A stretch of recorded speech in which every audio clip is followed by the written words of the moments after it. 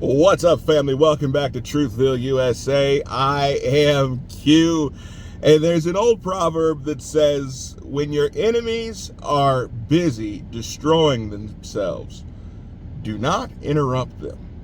And I'm telling you right now, the establishment is in a complete frenzy.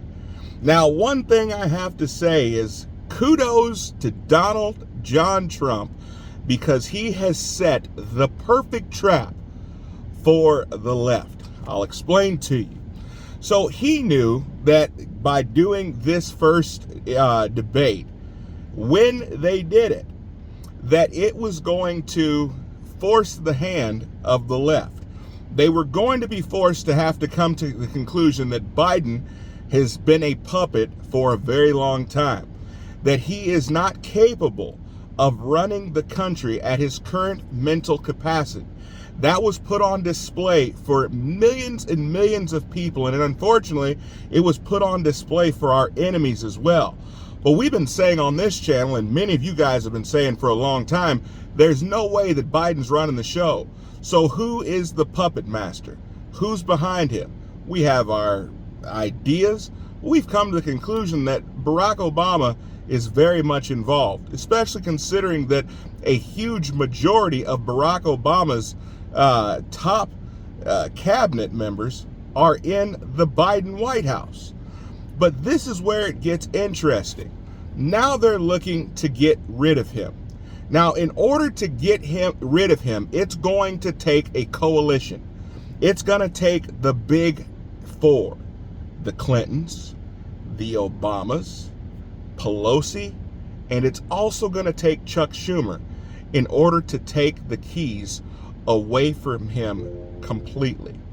Now, the interesting part about that is this: all of them have different ideas for who should be the next in line, because they don't necessarily want to be president. They would love to be if they could, but Bill would definitely want Hillary. Hillary would want Hillary. Biden would want Michelle. He wants to be able to pull the strings from behind the curtain, or at the very least, Pritzker, being from Illinois.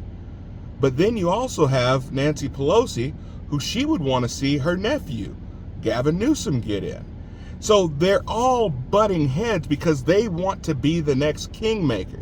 But the most interesting part is there are three key swing states: Nevada, Wisconsin, and Georgia, that have very strict guidelines as to what happens or how you can get a candidate off the ballot. Now, the interesting part is that in those three states, you cannot just take someone off the ballot at this juncture. It's too late.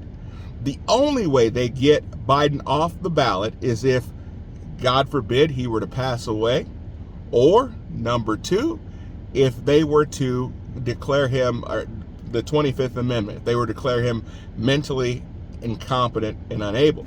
The problem with that is, if they do that before the election, then that immediately puts Kamala Harris in, and Kamala Harris is not giving up that spot. So you see, when you practice to deceive and you tangle webs, eventually you get caught in those webs.